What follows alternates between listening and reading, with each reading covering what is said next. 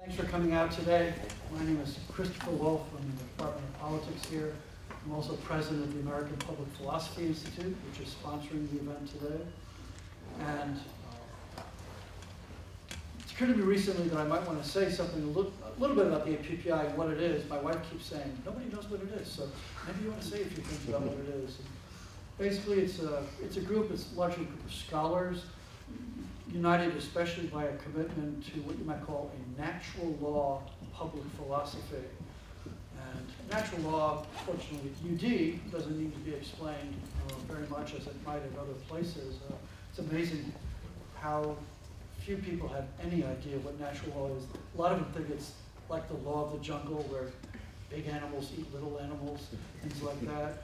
And as you know, that's not the case. And natural law involves this understanding of right and wrong, of human ends or purposes, and it basically is what provides us with the ability to make moral choices. And then a public philosophy, if you're talking about natural law public philosophy is a set of assumptions, convictions, ideas that, especially on the question of what is it legitimate or appropriate for government to do? How ought government to act?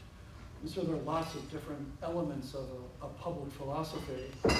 And natural law helps to infuse public philosophy or give a certain orientation to a public philosophy. And there are some issues in which it has a very direct impact. You think of things like the abortion issue or the marriage issue. On the other hand, there are other things where natural law gives some general principles, but leaves an awful lot to be discussed. So for example, the last event of this year, the APPI is sponsoring, is going to be this coming Friday and Saturday. It's going to be a regional student seminar at Baylor University, a little ways down I-35. And basically it's going to be on economic inequality, the facts, the causes, the consequences, the right responses to it. And we have about 10 presentations spread over from Friday dinner time till just before dinner on Saturday, and where we take up a lot of different perspectives on how much inequality is there, how much should there be or should not be. And this is an area where, as I say, natural law leaves an awful lot of questions to very concrete issues that need to be worked out by people who actually know the facts on the ground. Whereas it's easier to draw fairly direct principles about things like abortion or marriage from natural law. I think this, some kind of idea. We've had a lot of activities this semester. We're looking forward to the fall. Right now, I think I'm not sure if we're going to do the first event in September or an event in November. We're going to have a guy named Jason Riley, who is one of the columnists for the Wall Street Journal. He's basically a black conservative, and he's going to give a talk in the fall on the economics and the politics of race, talking about especially the situations of black Americans in this country, which I think would be something to look forward to. So today, however, we have Congressman Daniel Lipinski. He represents a suburban district, southwest, the southwest suburbs of Chicago.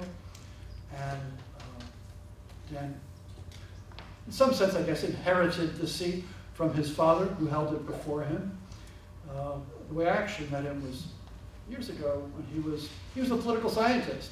And she went to Duke University and got a PhD there, taught at Notre Dame for a year, and then went to the University of Tennessee. I got to know him a little bit through our political science activities together. But he decided ultimately in the early 2000s, I think his dad was thinking about retiring, and says, would you be interested in being a US representative? And Dan thought about it for a few moments and said, yeah, I would actually. It wasn't an automatic slam dunk, but he decided he wanted to do that and became the representative of that district, and he's been there ever since. His main claim to fame, I suppose, at least as far as I'm concerned, is that he is now one of 3 remaining pro-life Democrats in the House of Representatives. Now, you guys probably think that makes sense, that it's normal or natural.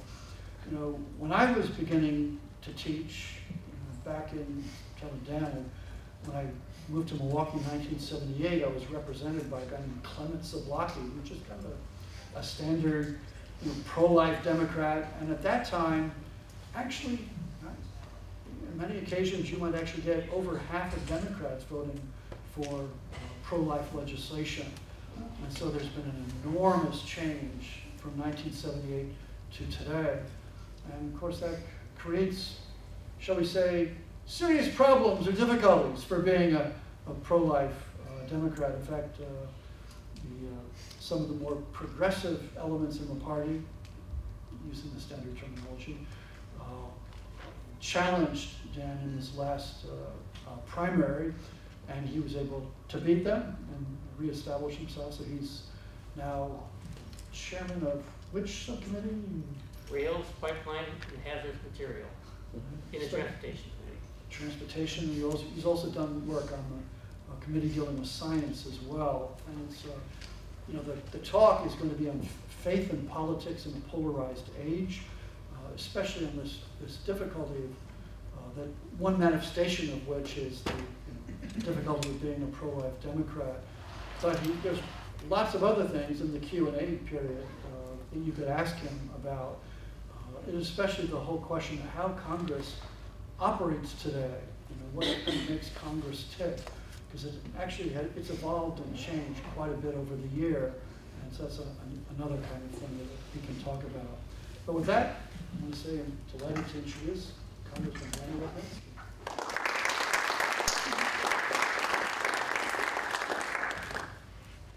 Thank you. Let me take this out so I can walk around a little bit. I have all these notes. I have found that I remember when I was in grad school, I remember someone saying to me that they could only think in dialogue anymore. And I didn't really get that. Now, at some point, I don't know when it was, where I kind of got to the point where I feel like I have a hard time thinking through things unless I'm writing something down. So I love being a professor and have taken some time here and there recently to write about some of the stuff, to just write ideas for myself, to sit down for 15 minutes, half hour, an hour at most to write down ideas. So I put some stuff together. I've been speaking to Catholic students, mostly Catholic students, at different universities over the past year. Has anyone heard me speak before? Did anyone go to Focus Seek conference? So 2 of you were there. You heard me. You weren't just there, you went somewhere else. Just checking. Anyone here, have I met any of you before? Anyone here that I have met? Because I know that there are some people who, UD is one of those schools. I talked to a friend of mine about a week and a half ago, and his son is 4 years old, I think, 4 or 5. But he already has his list of schools he's going to allow his son to go to.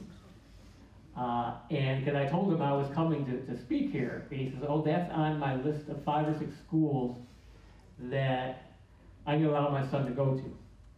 Those schools and one that he gets an athletic scholarship to. He could go to any of those if he gets an athletic scholarship.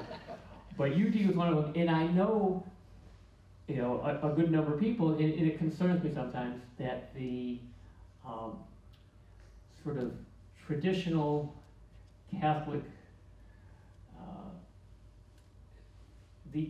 Catholics, I sometimes think of such a small group, it scares me because everybody knows everybody.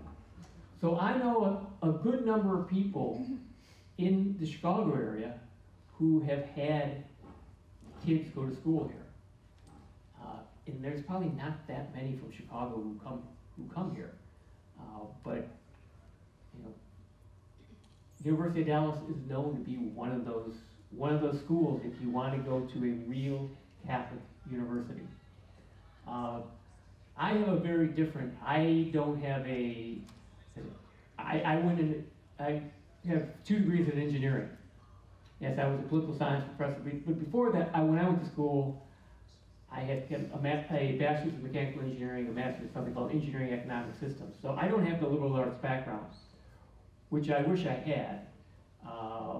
But I still somehow got into grad school, political science, got a PhD in poli-sci. But I don't have the kind of background. So all of you probably have a much better background in liberal arts than I have. I try to learn as I go along, and I don't have a whole lot of time for it. I was saying at lunch today, I learned a lot about Catholicism, Catholic theology by listening to Bishop Barrett, and I've learned a lot through the years there. But let me go ahead, because I usually warn people, I'm a politician now, and I used to be a professor who sometimes taught 3-hour classes that I had to fill up almost all the 3 hours. So I can go on forever speaking. So that's why I write this stuff down, and so let me try to stick to that, so maybe we'll, and I want to leave time at the end, because I'm really most interested in answering your questions that you have, so I'm talking about things that you really want to hear about. But yes, I'm a pro-life Democrat.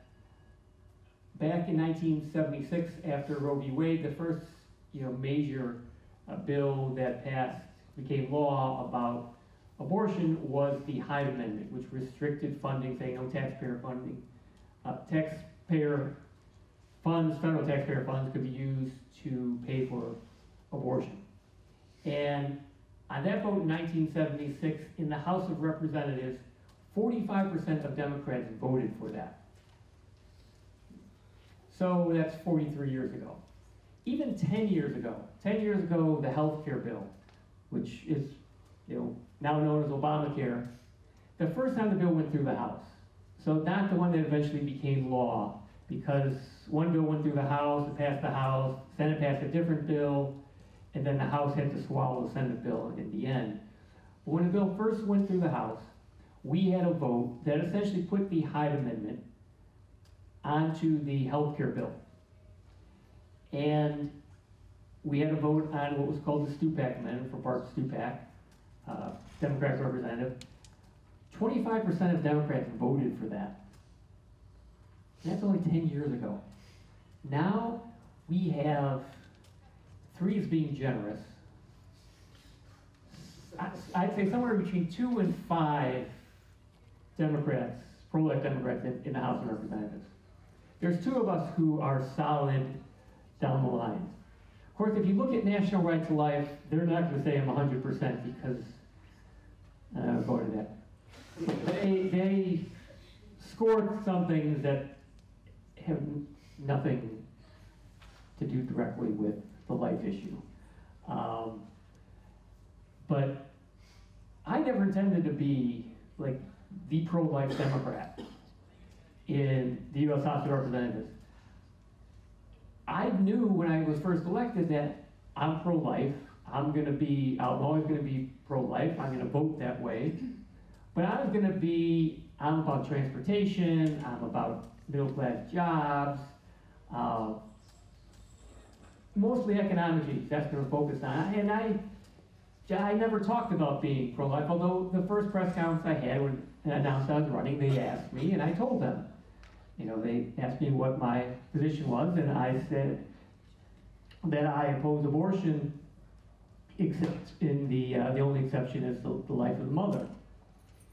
And so I was very straightforward about that. But I never thought that get to a position where everyone would be looking at me as one of 2 pro-life Democrats in the House. But I guess you never know what God has in store. And I'm very proud to be that guy. So it's really obviously very tough these days. Let's see where I'm going here. So I'm from the southwest side of Chicago. Grew up in the southwest side of Chicago, went to Catholic schools for 12 years. I told you when I went to college, I thought I was going to go into politics, decided sometime during college I said, I don't think that's what I want to do, but I still loved government and politics and policy. And so then a year or two after I got out of, then I went for a master's degree after I decided at the last minute I didn't want to go to law school, trying to figure out what I want to do. And I decided I wanted to be a professor, and I thought if I'm going to do that, I should do what I really love most. And that's why I went for a PhD in political science. Okay? I thought my life was going to be as a political scientist. That's what I thought. I got married, and I have to say, I got married, and I had never talked to my wife that I might possibly ever want to run for office, because I didn't think I was ever going to run for office. And it was 6 months about after we got married that my father calls me up and says, I'm retiring. I just want to talk to you before I talk to anybody else. Just want to make sure that you're not interested, in running. And for whatever reason, I said, maybe I am interested in doing that. I thought about it, I prayed about it, and I talked to my wife, who's wonderful, and she said, if that's what you want to do, we'll pick up and move, because I was living we were living in Knoxville, Tennessee at the time. We moved to Chicago, and I'd run for Congress. So that it was a big change, and I sort of feel terrible that she wasn't, I never talked about it, but I wasn't thinking about it. But it's so important for me to have Judy as my wife. No bigger blessing I've had since I've been born to marry Judy. And it's, especially through this life that I have as a politician, it is so incredibly important. And I can't imagine life without having that support. And someone who, I say this, and I have the camera right in front of me, so I'm be careful about some things I say, because I know things get out there. But I always say, I usually think if you want to know if a politician really believes and will stand up for what they say they do, look at their spouse. Although I say that now, has anyone seen Unplanned? So I saw Unplanned with a number of members of Congress. They had a special showing for members of Congress. And I thought it was just a really powerful movie. I mean, it was much more powerful than I expected it to be. It was just so well done. Abby Johnson was there and talked about it. I look at it, I don't know how her husband was married to her for 8 years while she did that. I still don't understand that. I was going to ask Abby that, but I thought, I'm not going to do that there. I couldn't be married to a woman who was doing that. I don't know. I don't know. But my wife is 100% behind me and makes sure that if I ever thought of straying in any way from our beliefs that we share as faithful Catholics, my wife is always there, and she's always very, very supportive of me. And that's just critically important in everything that I do, especially in this job. So, get elected to Congress, and I said things have changed even since I was first elected. The Affordable Care Act was the big one. The first big issue when I got there on the life issue was embryonic stem cell research. I had a meeting where I had some people from JDRF, Juvenile Diabetes Research Foundation. I'm a juvenile diabetic, but I had some people come in and talk to me, we need to have this, we need to allow embryonic stem cell research. And I actually had someone who basically said, if you don't support this, we're gonna go after you. We're gonna get you. And so I actually had someone threaten me like that on that issue. But I said, yeah, everyone's saying this is something that would be helpful to me personally, but I can't do that. But the big issue, biggest one, and the big change happened with the Affordable Care Act and everything we went through with that, and it caused such division in the church, which was terrible. You had the nuns who said, oh, there's no abortion in this. There's no funding for abortion in this. You had the U.S. Conference of Catholic Bishops, which was very strong on this and said, look, Catholic bishops have wanted health care, some sort of program to provide health care to more people. We've always wanted this, we've said we want this, but we have to oppose this because it funds abortion.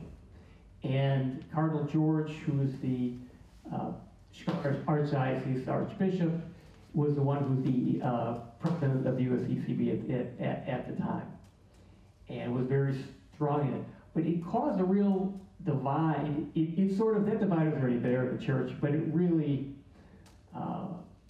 emphasized it, and those who were supporting the bill really used that as a, promotion in a weapon, really, against men who were hesitating.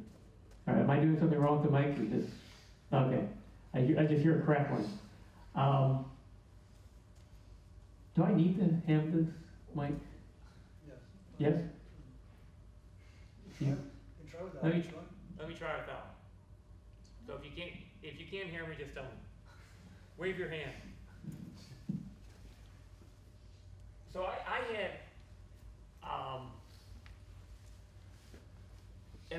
this was used. I had a member of the Democratic leadership in a one-on-one meeting say to me, well, the nuns say it doesn't provide taxpayer funding for abortion.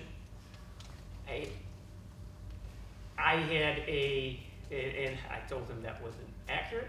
I had another member, pro-life Democrat, who felt like he said to me, because you have all these Catholics out there who are saying this doesn't provide funding for abortion, I feel like people will look at me like I'm some kind of nut because I say that it does. And he wound up in the end voting for it. But he felt like he was really hung out to dry, that he didn't have this, he had people in the church who were saying, oh no, you're wrong, this doesn't fund abortion. But it was bad in a number of ways, including for the church. I think going through all that. It wasn't anything new, but it really brought it out a lot more. So after that election in so I said 64 voted for the Stupak Amendment. A lot of those members lost in 2010 because they were Democrats who were pro-life Democrats more likely to be in marginal districts, that is, district that had close Republican Democrat numbers of voters. So a good number lost in 2010, and then redistricting in 2012. More of them, it was easy because Republicans controlled a lot of state legislatures. It was easy to, again, the kind of districts that these Democrats were in, it was easier to make them Republican districts. And so that's when things really, really seriously changed. So, now it's hard to be we still have 30% of Democratic voters say that they are pro-life. 30%, which is hard to believe from what you see out there. But even I've heard Nancy Pelosi talk about this. I've heard Nancy Pelosi give that figure. And so I was happy that she understands that, at least she sees that.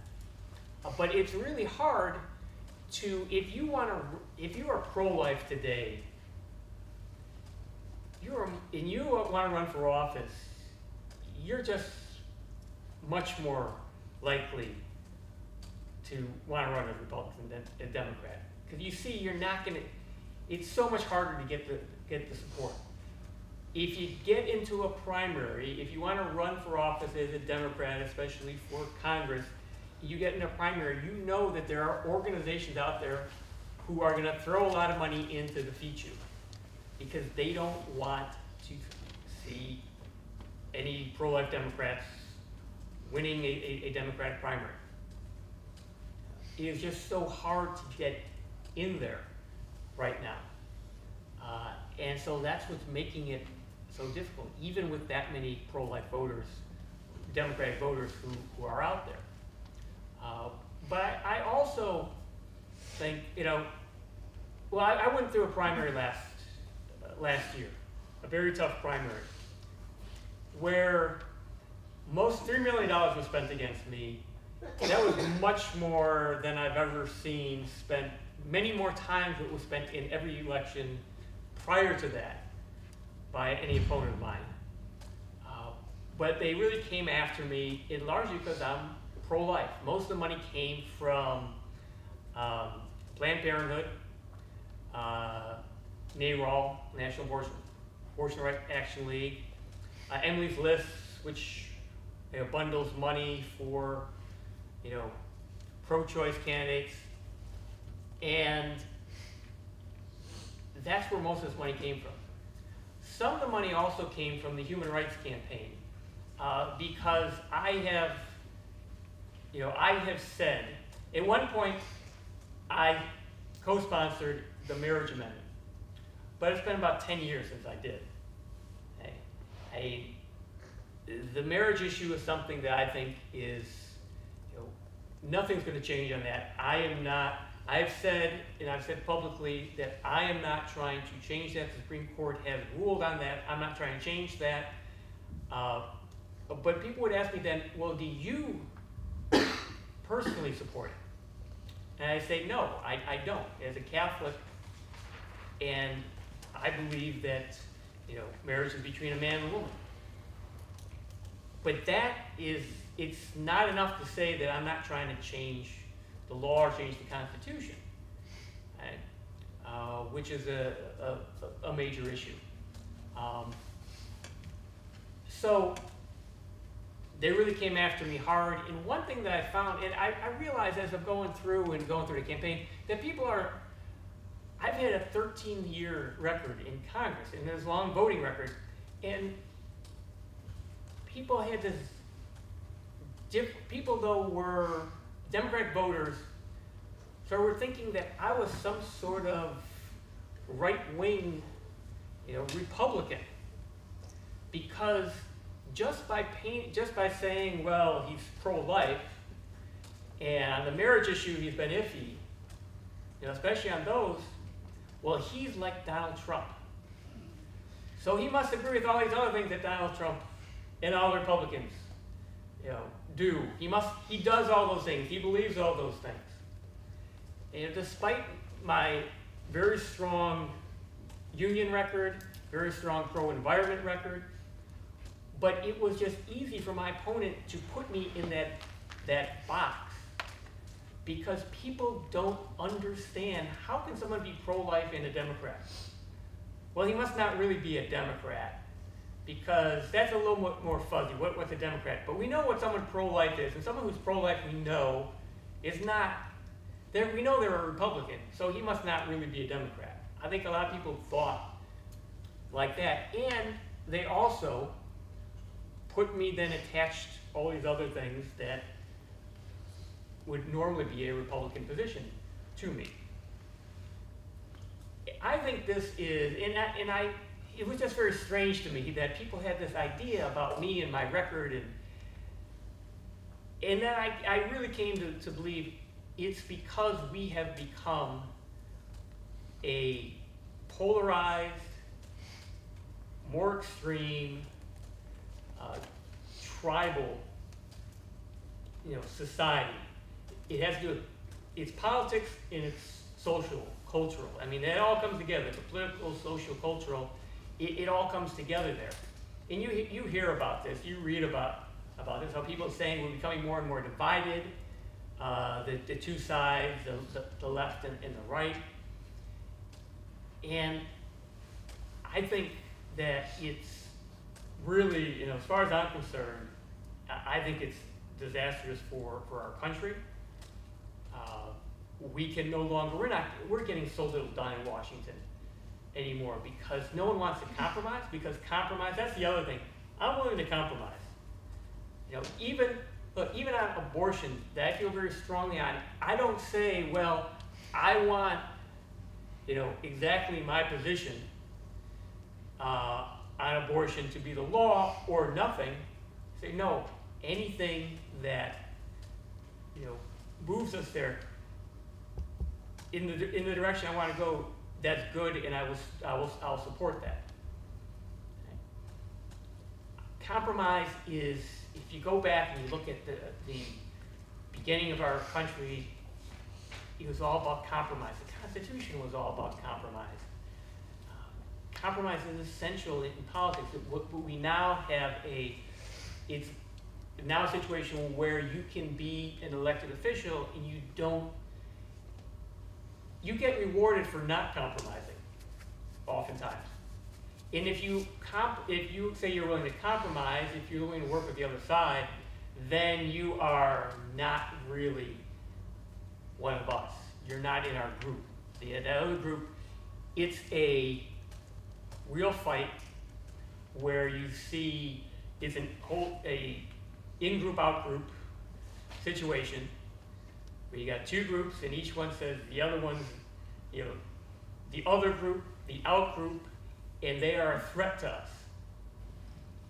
And it just makes doing anything now, and coming together on anything, and compromising anything so difficult in Washington today, and in politics in general, and even just, and you see all this out there. And people have the idea that there are only two choices.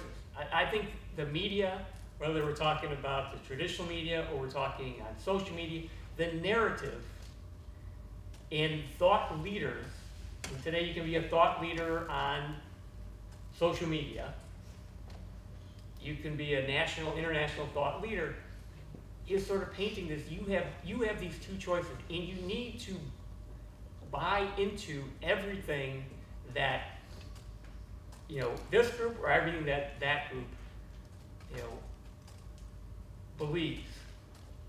And Catholics don't fit neatly into either of those two groups. I've had people over the years, I had people come up to me and say to me, well, you vote Catholic. And most of the time it's not a compliment. But they look at me, and these are people, this is in the Chicago area, a lot of people are Catholic, or they have an idea of some idea, and these are people who are older, usually, have some idea of Catholic thought. And they look at me and say, oh, well, you're pro-life, and you're pro-worker, and you're pro-environment. I understand those things as being Catholic. And you obviously, I talk about being Catholic all the time. And so people recognize that. But one thing I want to say to you is, don't fall into thinking, oh, I got to choose one group or the other group, and give up on being Catholic. And what Catholic social teaching is, you probably know it all better than I do. But I have a pretty good sense of it. But I assume you're all pretty steeped in it. You know the rich history and how well developed it is. And it doesn't, I'm afraid that especially young people today are going to look and say, well, I got to choose one or the other, neither of which Catholic social thought fits into. And this is not my argument to say that, it's not me thinking, oh, you must all be Republicans, and I'm trying to convince you not to be Republicans. No, you've got it. To some extent, you need to choose a side, but don't, in our country where there's only two parties, I just encourage you, don't let go of being Catholic. And I know it's very, very tough to do. It concerns me that for the pro-life movement, Donald Trump I've been shocked that Donald Trump has actually followed through on being such a strong pro-life president. And I'm very happy he has, but it also concerns me that he is becoming so much, in some ways, the political face of what it means to be pro-life. And it just fits right into that terrible, wrong stereotype of, oh, people who are pro-life are men who are misogynists.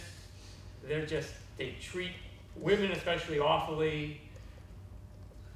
And that really concerns me, that there's going to be a backlash because I know I've felt it because I'm pro-life. It's easy to connect me to Donald Trump, and therefore I must be just like Donald Trump. And that concerns me. And I've had these discussions and arguments sometimes with friends of mine who are pro-life and very pro-Donald Trump, and I said, we have to be really careful about this. And that concerns me. So I really encourage you, don't give up on politics, don't give up on government. We need good people. Whether you're running for office, working for someone who's an elected official, or just working in government, we need good people there. Look, the system turns me off right now in many ways. But I hang in there because I think I have something to offer, and something to, a place that I stand that I didn't ever think about. Look, I've never looked to be a leader. It's like any kind of national leader or any kind. I sort of think I'm a representative of my people. But I never looked to be like someone who was seen as one of these people one of the leaders in Congress. I just never looked at it that way. I represent my people, and I try to represent them as well as I can, my constituents, and do the best I can for the country. But I realized that people, especially in this last primary, that people were looking at me, and people would come up to me and thank me for standing up for what I believed and not backing down. And so I never thought that people were really looking at me like that, but it made me realize that they are. And I thought, well, I have a responsibility so people understand, and I want everyone to better understand what it means to be Catholic, what Catholics believe, and Catholic social thought. I think it's especially important for all of you, especially for young people, to understand that and hold on to it in a society where it's so difficult to do that. I think that's really important. I also think that as Catholics, we have, in this bipolar society, we have the opportunity to show people that there is another way. Now, whether we, ideally, we're bringing in converts, or actually, I say, the first place it starts with Catholics who don't understand, have not been well catechized. I certainly don't think I was well catechized growing up in the 1970s. But so Catholics understand, but our whole society understands, and even if it doesn't draw them into the Catholic Church, that they see that there is another way, and we as Catholics can be a bridge between the two sides to get some things done that we can kind of agree we should be doing. We're never gonna get, we're on the issue of abortion. I mean, there's not a whole lot we can come to agreement on, but there are some things I think we can to be supportive of women who have an unplanned pregnancy. I think there's more. I think that the federal government can do more. We all know that what these pregnancy centers do, and we know the pro-life people, and that's a message that we've got to get out there more, because the other side likes to say, oh, they don't care about the babies after they're born, they really don't care about the mothers, they're not really pro-life. And I always say that those people who put together, form, and work at, and support these pregnancy centers are, I mean, they are really literally on the front line here. And again, that's something that we can do and we can show. But I really think that if our society is, I have great concerns about where we are going. Society in general, our country, and I think Catholics can be a bridge between the two sides, and to at least show it another way of another worldview, which really is really celebrates. We are not anti anything. It's really celebrating humans as God's creation. And that's a message that we have to all get out there. And it's really up to you. I'm laying it all on you, on your generation, to be able to do that, and especially you're going to school here, to do that, and don't give up on that.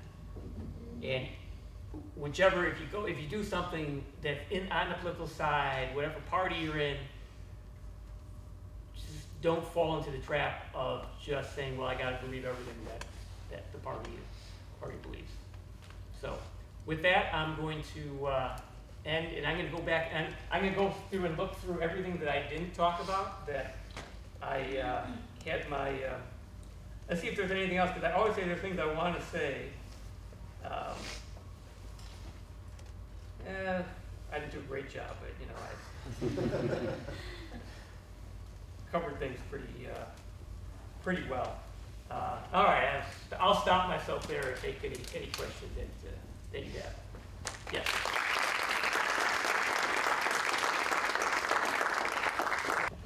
So I'm a resident of Galesburg, Illinois, and I'm really in tune with the political, the politics in Illinois currently. I've had family involved in politics in Illinois. And I was wondering how you can be pro-life and also be in a political party that takes a pro-life stance, a pro-choice stance, and serve under a party, as Governor Pritzker says, is progressively trying to make Illinois the most pro-choice state in America.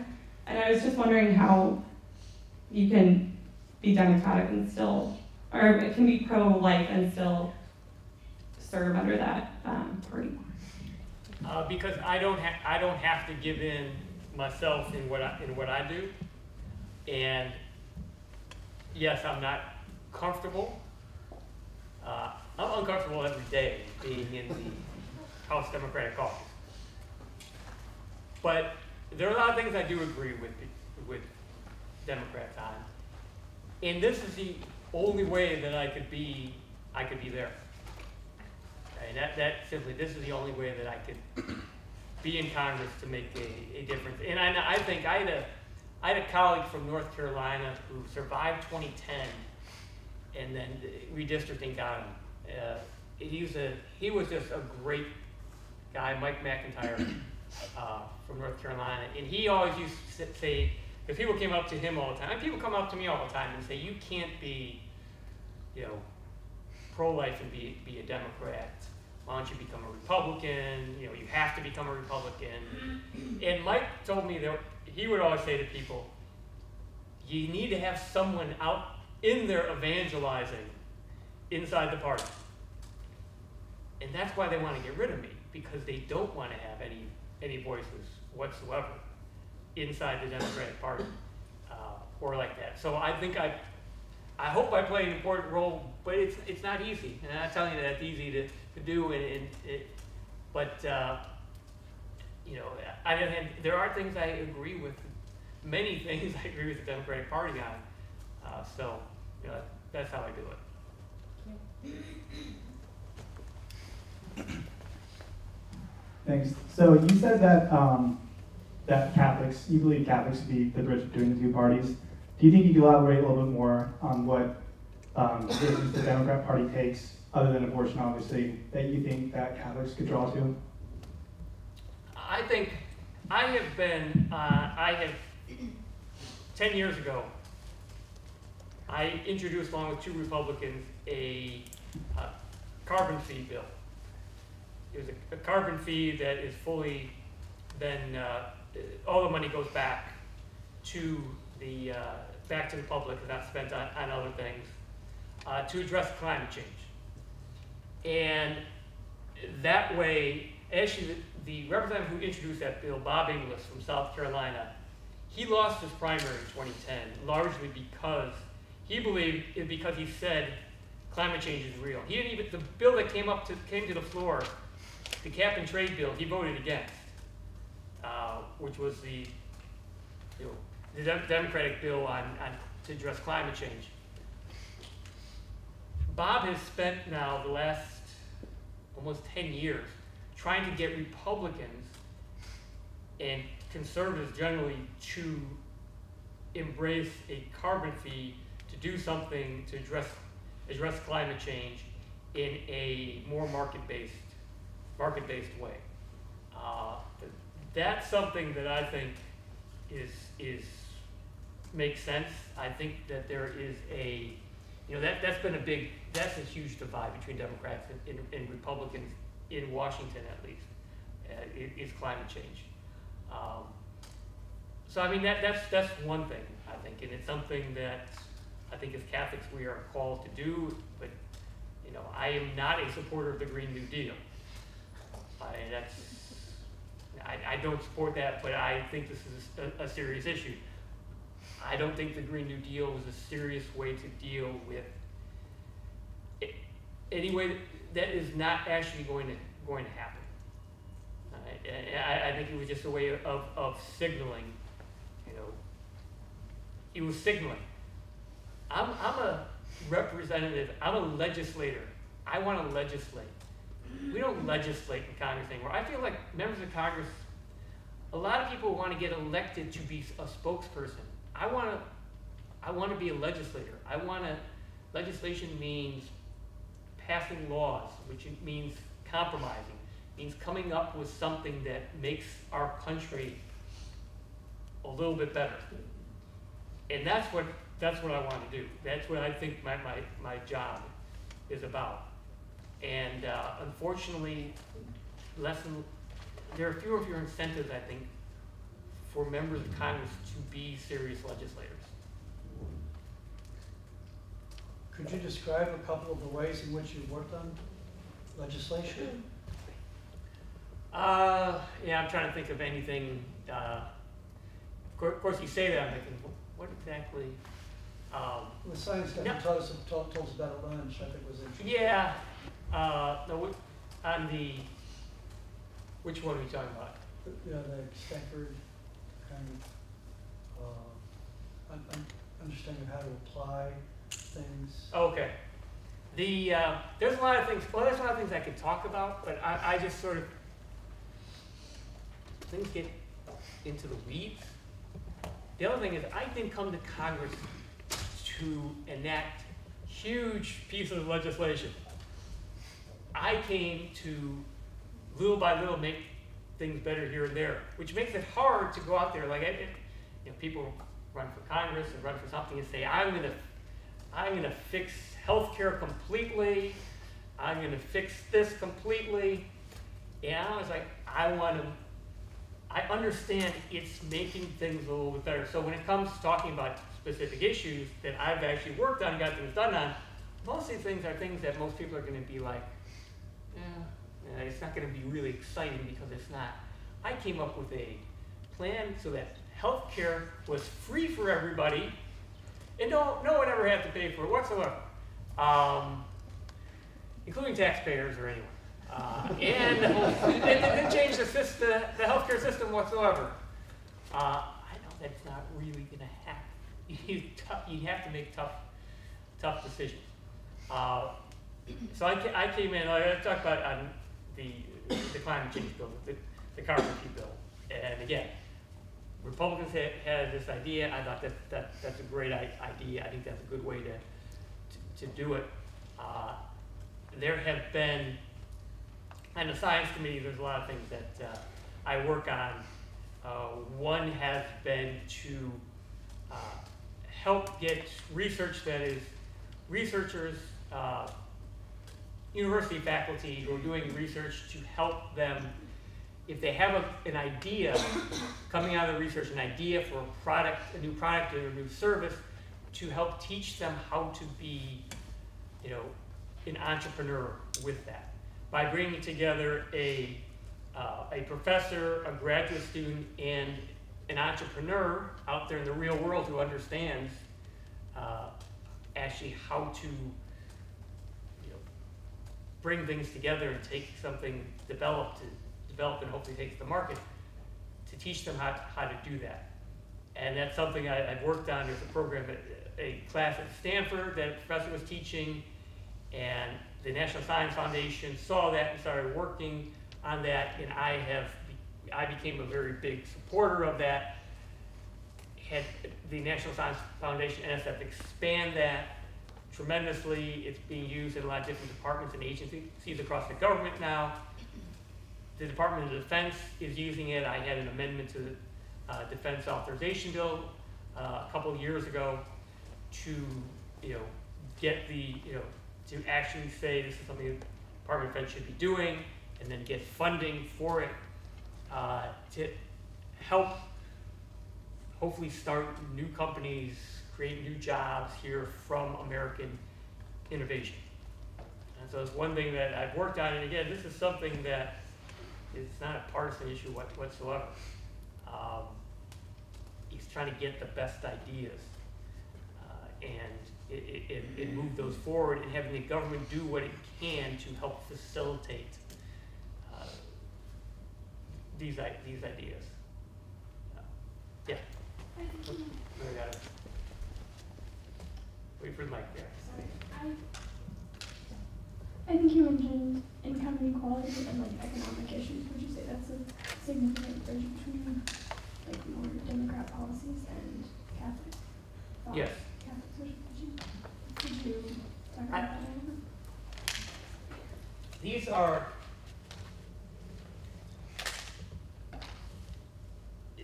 issues where prudential judgment comes in. And I always use this example. So Paul Ryan, the former speaker, was just really attacked for not caring about poor people because he wanted to cut government programs to provide funding for different programs to help people. And he's even attacked by some people in the church. And I understand that Paul Ryan is not a bad person. He's not someone who doesn't care about the poor. People would attack him, oh, he's not really Catholic because he doesn't care about the poor. Paul Ryan, I don't agree with his policies, but he has had a very different view of, he believes the government pulled back, that others would come in to help people who are in need.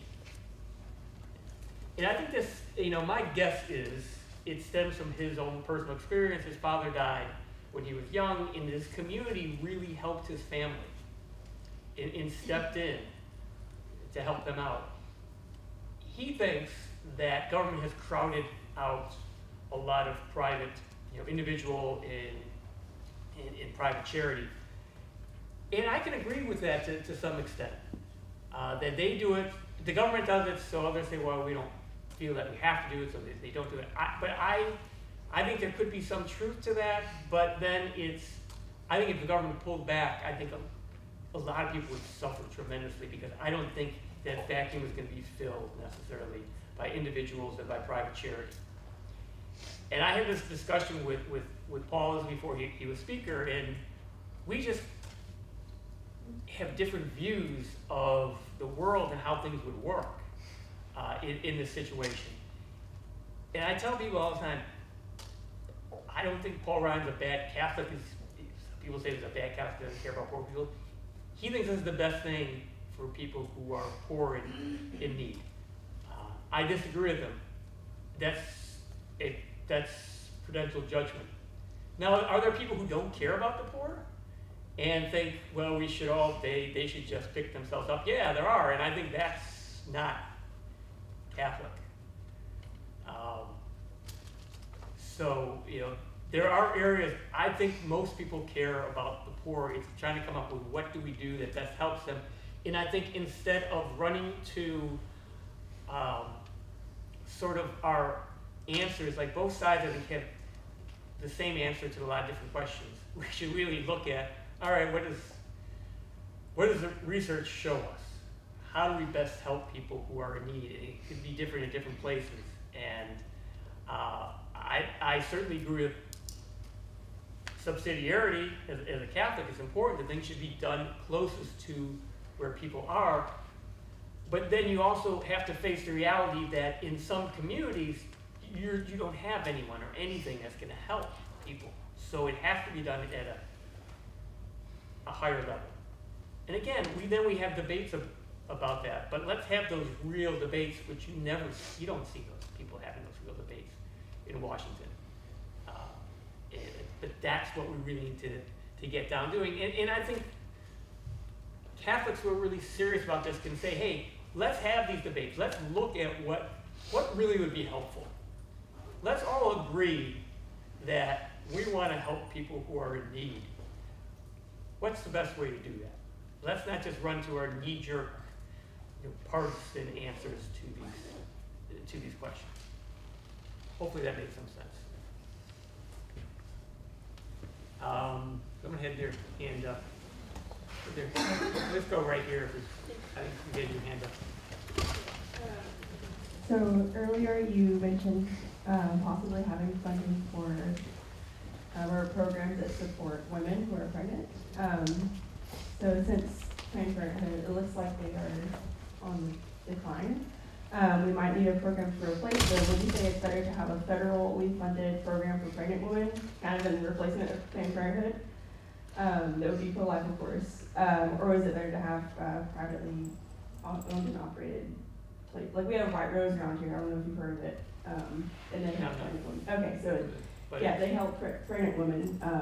It's pro-life. So I just wanted to get your opinion and if there's any programs that are on the table right now to help pregnant women. I think that there should be. I would support there being federal funding available for these,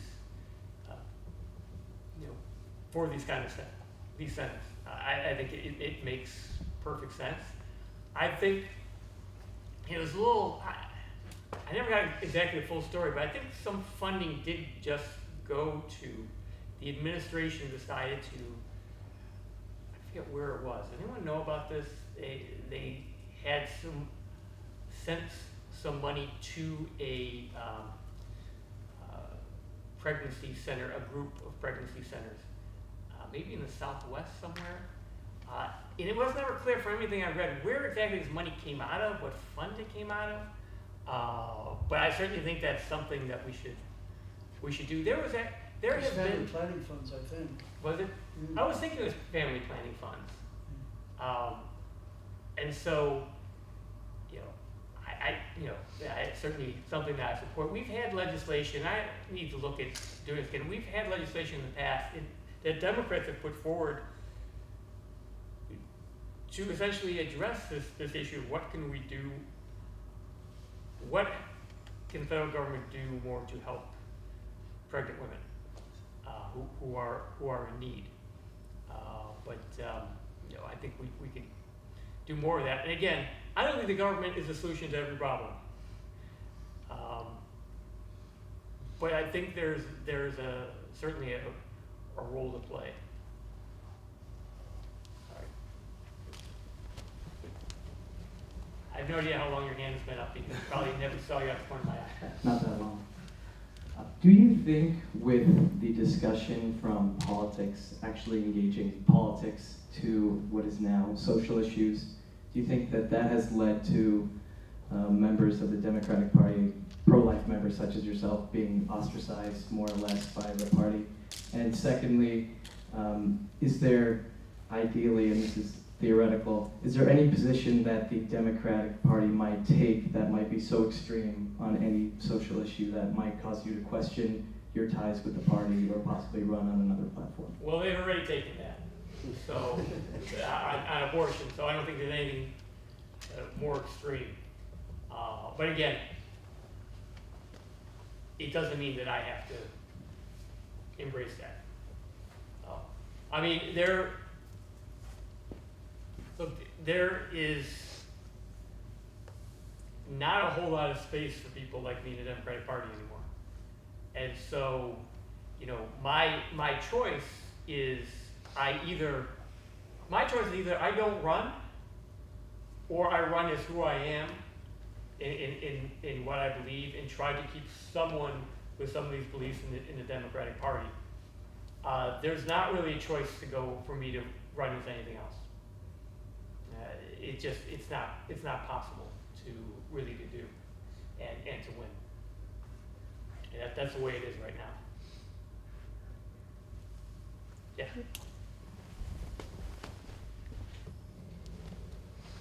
So you mentioned how you only have the option to run as like either a Democrat or nothing else. What I was wondering is what ultimately made you decide, you know, to rule out, say, for example, switching parties as opposed to staying in the Democratic Party? Because I'm in the Chicago area, and everyone, I mean, growing up, everyone was a Democrat, and a lot of people believe those same things that I believe and stand for and vote for today. So it made sense, perfect sense to be a Democrat. There are things in the Republican Party I would not be comfortable with either. I wouldn't be comfortable in the Republican Party either.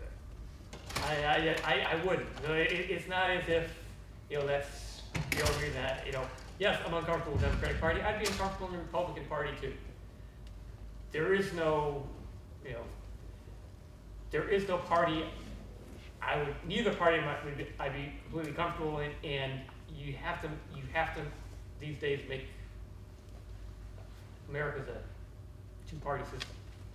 So, and again, I don't want anyone to say, well, he's not really a Democrat, he doesn't believe in Democrats. I agree with a lot of things that Democrats believe and a lot of things Democrats do, which make me a Democrat. There's some things that really stand out that bother me that I don't agree with. And unfortunately, that's been more of the focus in the last few years. Because we basically stopped doing anything. I think that's one of the issues. I think a lot of people have, I've had people tell me that they basically dropped out of caring about paying attention to politics anymore because two things. Well, let me give you two examples. I had one person come up to me and say, I used to come to your town hall meetings. I actually still hold town hall meetings where I show up. It's not just over the phone. I actually show up there because I figure it's something I need to do. To actually see people face to face and take the question and answer the question. I had someone say, I don't show up to your town hall meetings anymore. I used to come, but I was afraid a fight was going to break out. And I just didn't want to be there. I had someone else say, I came to your last town hall meeting, but I'm not going to come again because I sat there and I had a question I wanted to ask, but I thought someone was going to yell at me maybe if I asked my question, and so I'm not going to come anymore. So people are just getting sort of fed up, and what is that? That leaves people, the more extreme voices are the only ones who are still out there, and the only ones who are still active and engaged. And that's, you know, I think that's a big problem. That's part of what's going on. I can understand. I sort of sit back and look. I am, unlike most of my colleagues, who it makes sense. You know, I do my job as a member of Congress. That's what every member does. I'm also a political scientist, and I step back and I sort of look at everything because it fascinates me to try to look at what's going on and to understand what's going on beyond just me. in what I'm doing. And it's really, it fascinates me to watch all of it and how things are, you know, what happens and you know, where things are going and where the system is going and what people are, where systems are, what people are thinking. And I had a point I was going to conclude that with, and I lost it as I was rambling. So, but I've seen, you know, I've just seen people check out more and more. And, oh, I know what I was going to say.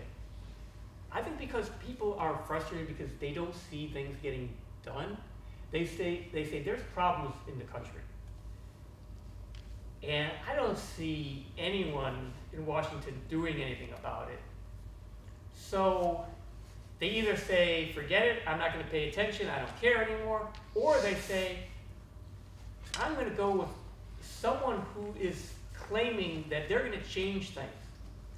And they're usually more extreme, you know, on both the left and the right, who say, oh, those status quo politicians who just, you know, look, they're not getting anything done here.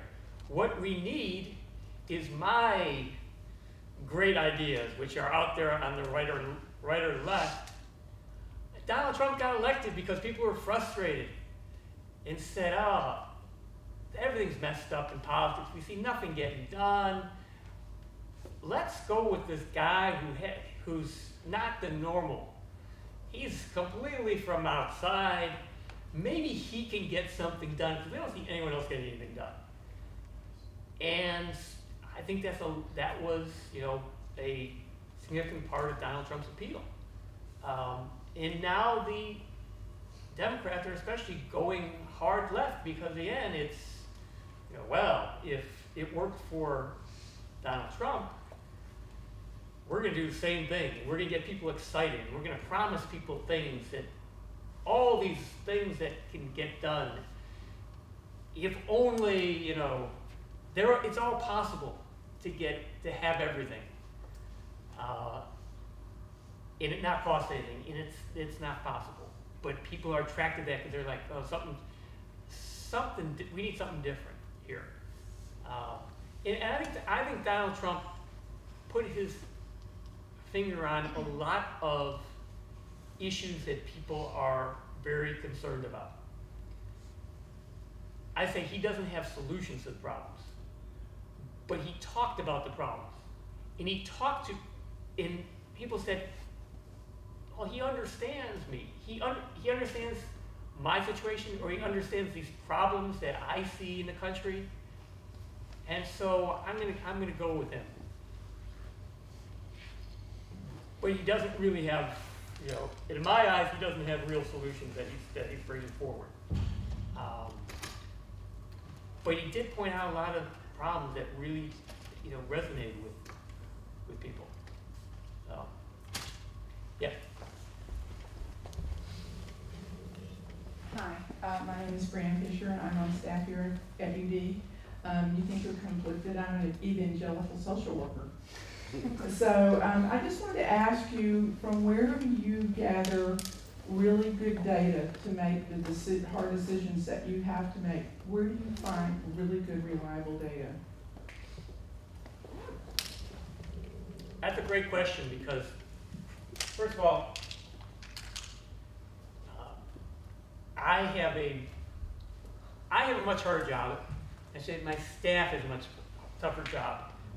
They have a much tougher job working for me than they have working for most members of Congress who just follow the party line. And so my staff have a much more difficult time because they know that I want to actually have a good sense of what this issue is about and sort of, is this a good solution? And so it's tough to get good. It's very hard to get good information because most of it is biased. And I understand that my party leadership, their job, and it's the same on both sides, Party leadership's job is to convince members to go along with what has been determined to be the position of the party leadership. Doesn't matter if it's a Democrat or Republican party. Their job isn't to give unbiased information. So it's trying to find that, and it depends on what the issue is, but it's very difficult. And my staff has to do a lot of that work trying to find things. I had someone who became my healthcare expert, and he still is, during the Affordable Care Act. He actually was brought in, and this was one time where it was the Democratic caucus meeting where they brought in people to talk about healthcare, the situation in healthcare right now, what could be done. And they actually brought in some good experts. And this one guy who was there, who was a healthcare actuary. My wife's an actuary. She doesn't do healthcare now, but she used to do healthcare for many years. And so I thought, oh, here's an expert here's someone who I think he has his biases, but he admits to what they are, and he's pretty straightforward with me. And I found someone, and so I go to him all the time, with okay, how does this work, or you have an idea on this. So I seek people out like that who I feel like I can trust, but it's hard to find people like that. It is hard to find facts on things. So there's no easy answer, and it's something I struggle with all the time. All right, yes.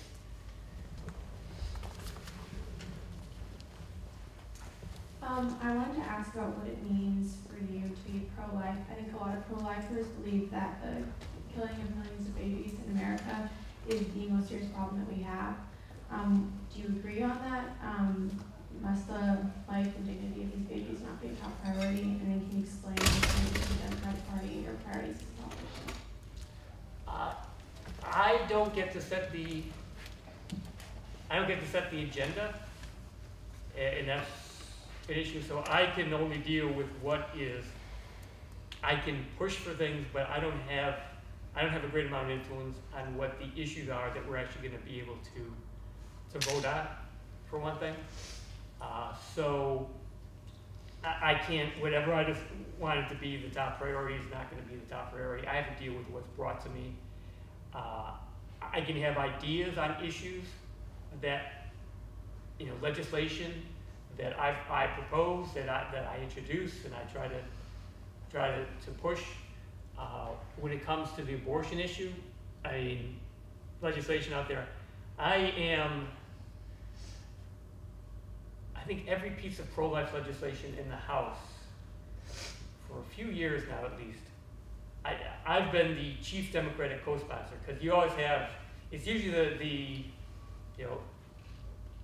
whichever party the sponsor is, the official author of the bill, and then you have a chief co-sponsor from the other party. So I'm a chief Democratic co-sponsor of every single pro-life bill that there is.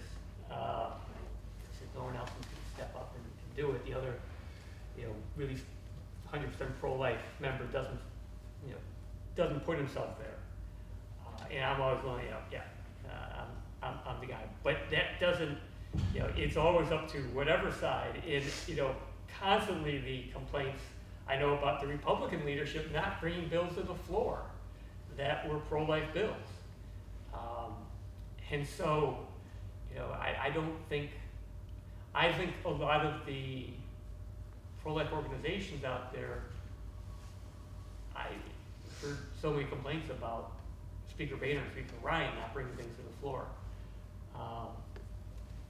And, I don't want to get into saying why that was, but that's the case. But so that's sort of the way that I see it. So I work on those things. My first priority is taking care of my district. That's my first priority. In local issues and trying to solve local problems, and especially transportation problems. I'm on the transportation committee.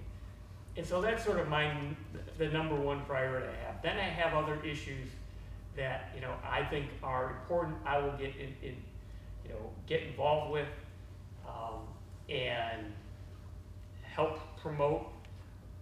But the amount of time I have to be able to do those things is not really that big. And on the science committee, there's usually a couple things that again, the House is about specialization, and you usually specialize, whatever committees you're on, most of the legislation you introduce will be on those committees. Not all the time, but it helps in getting stuff done that way. So that's my long answer to your question. Thank you. Yeah. Well, my question is simple. I don't think I really need the microphone, but I am just wondering how you have managed to be the Democratic candidate and to be elected in your district for the last 10 years with your pro-life stance. I have well, look, I was surprised my last election was 51-49 that I won.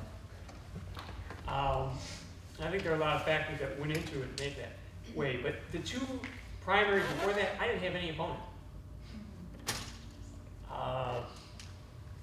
So it's a district, well, first of all, between my father and me, we've now represented that district for, I hate to say this, because if it was not myself, then I'd be like, oh, that's between the father and son, of years, 30, this was the 37th year.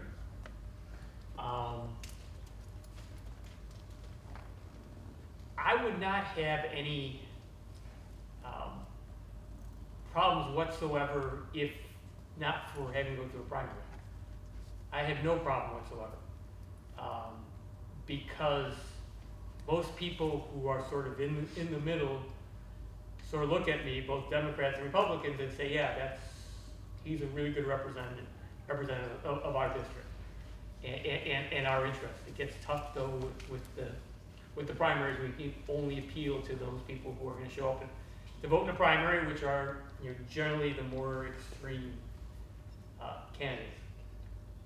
But there's a lot of issues. I mean, the issues that I think are most important to my constituents, my Democratic constituents, I'm there on, and I'm with them, and those are the things that make my priority, and always have. The pro-life issue is one where you have a lot of support from me. And there are a lot of pro-life Democrats.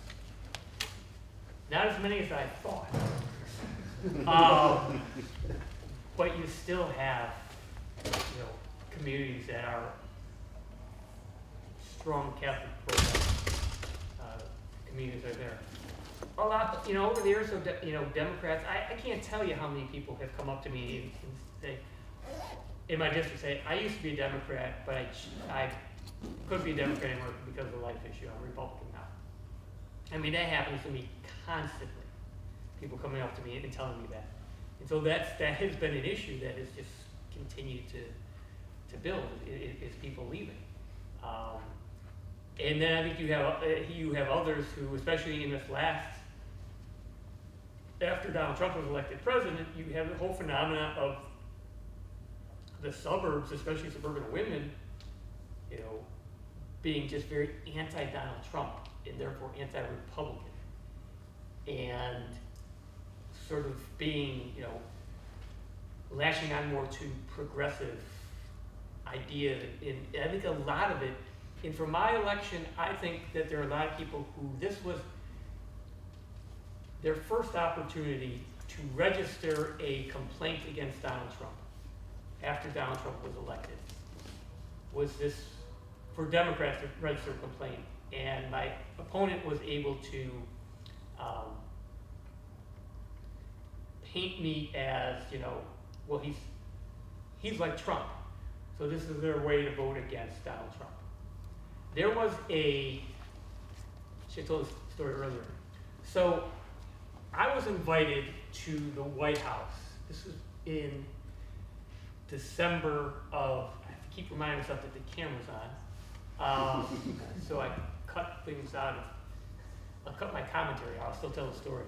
I was invited to the White House December of 2017 to watch the movie The Darkest Hour about Winston Churchill, to watch it in the White House theater with the president.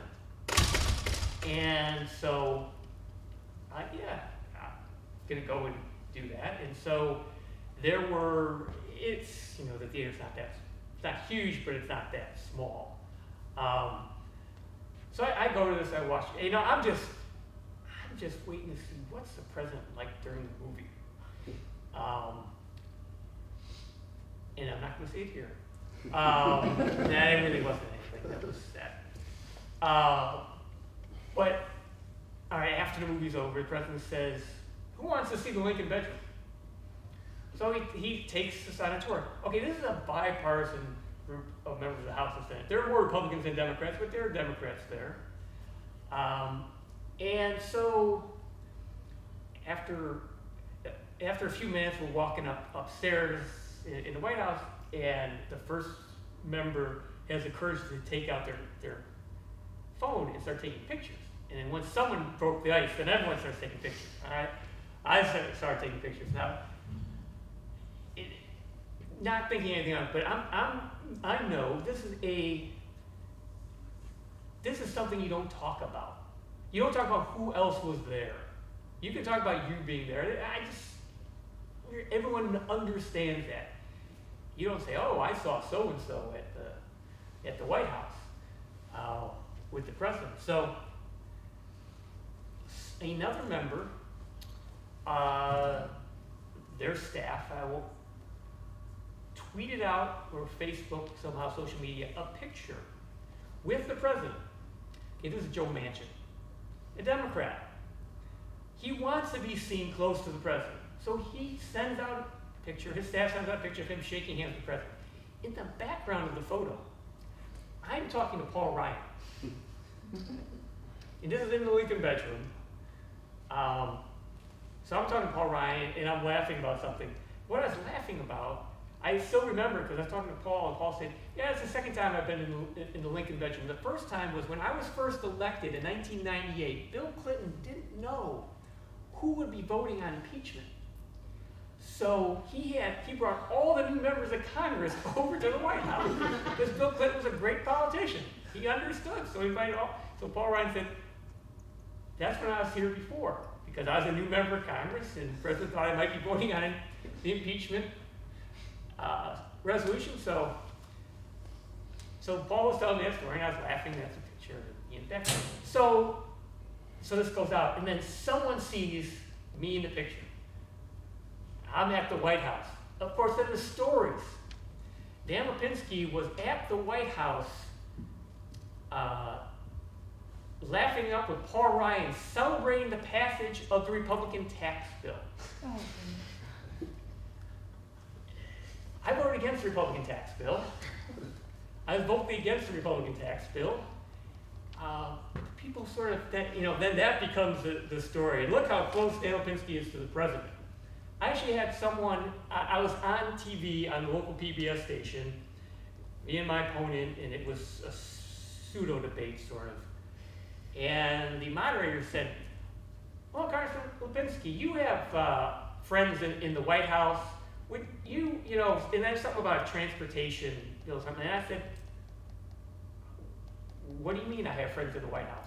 Well, there was a picture of you there at the White House. And I'm like, that's how these things sort of. So then, of course, my opponent has a TV commercial with that picture, blown up of me talking to Paul Ryan, buddy. So I'm buddy with Donald Trump. That's how these things. And so, anyway, that's all. That was one of the ways that I was connected. I was Donald Trump in March of 2018 to many of the Democratic primary voters in my district. And so that was, is not just issues, but then this picture of me at the White House. That's politics. Anything else? Well, that's a great story to end on. Go ahead. Hi. So you mentioned earlier that there's a lot more extremism prevalent in candidates who are running for office in the United States. In your opinion, is this extremism going to put stress and possibly cause fractures on the two-party system, or is it going to force like a re-entrenchment in the idea of, well, I'm either a Republican because there's no way I could be a Democrat, or I'm a Democrat because there's no way I could be a Republican? It is so hard. The system, first of all, the system's set up to be a two-party system. We don't have proportional representation. It's first past the post. Whoever gets the most votes in an election wins. It is very hard to have any other party rise up. I think it's, we've seen realignments in the past. We saw new parties come up. It's been a long time since any new party come up. We've seen realignments. There was some talk that Donald Trump could cause a realignment. In some ways, there's been a little bit of that, but you still have the two parties, and I don't see how we ever break that.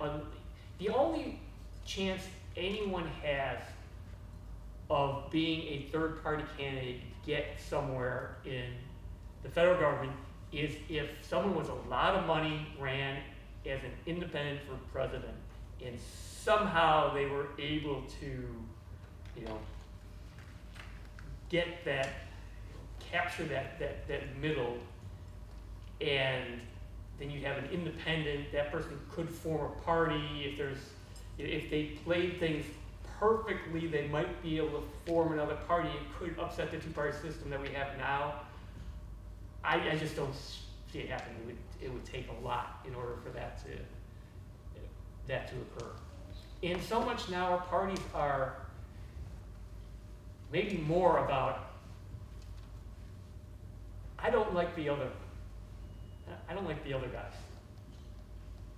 And that's it. It's more against than for, against the other side. And that's hard to break, because it's much easier to appeal to people's negative side and anger than to be uplifting and with something positive, especially if you can't show that you've accomplished something. I think so. I don't see things. I don't see things changing from our current two-party system. I hate to end there, though. After all that, but hopefully, do you have something that can be uplifting? I thought you were raising your hand. All right. Thank you. I hope this is more uplifting. But I wanted to know if you could talk a little more about your actual day-to-day working life as a pro-life Democrat.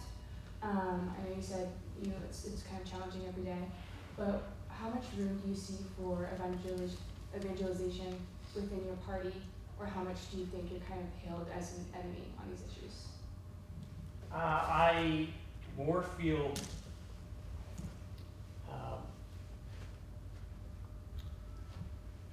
it's clear they don't fit in. I think, though, and I've had times, especially, it's going back a few years now, but on the Affordable Care Act, there were some members who were in the group of Democrats, was the Stupak group, as it's called, a dozen or so Democrats who said they weren't going to vote for the bill unless the abortion language was changed. Actually, I don't think everyone was, now, the people I'm talking about now. But I know that there were some Catholic who said they're pro-life, who wanted voting for the bill, that it was clear to me when I talked to them afterwards that they knew that what I said, and they knew that I stood with that position. And I think it was clear to me that it was something that they were still thinking about. That they had voted for this and thinking about what this means. And so in that, I think, hopefully people know who I am. Hopefully they respect me they see me as someone who's pro-life, a Democrat, and they may disagree with me very strongly on that, but they see me as a good person. They see me as someone who feels very strongly about this, doesn't ever waver on it, but is